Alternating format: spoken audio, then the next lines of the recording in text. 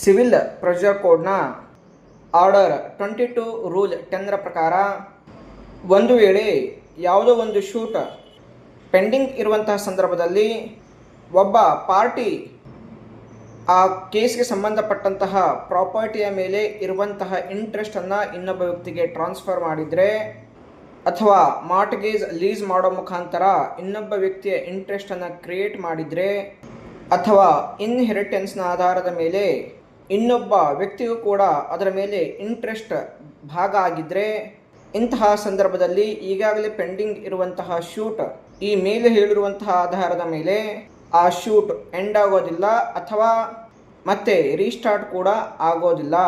ಇದರಲ್ಲಿ ಎಂಡ್ ಆಗಬೇಕಂದ್ರೂ ಅಥವಾ ರೀಸ್ಟಾರ್ಟ್ ಆಗಬೇಕಂದ್ರೂ ಕೂಡ ಕೋರ್ಟ್ನ ಪರ್ಮಿಷನ್ ಬೇಕಾಗುತ್ತೆ. ಕೋರ್ಟ್ನ ಪರ್ಮಿಷನ್ ಇದ್ದರೆ ಶೂಟ್ ಹೊಸ ವ್ಯಕ್ತಿಯ ವಿರುದ್ಧ ಕಂಟಿನ್ಯೂ ಆಗುತ್ತೆ. ಇಲ್ಲ ಅಂದರೆ ಕೋರ್ಟು ತನಗೆ ಬೇಕಾದ ರೀತಿಯಲ್ಲಿ ಆರ್ಡರನ್ನು ಮಾಡ್ಬೋದು.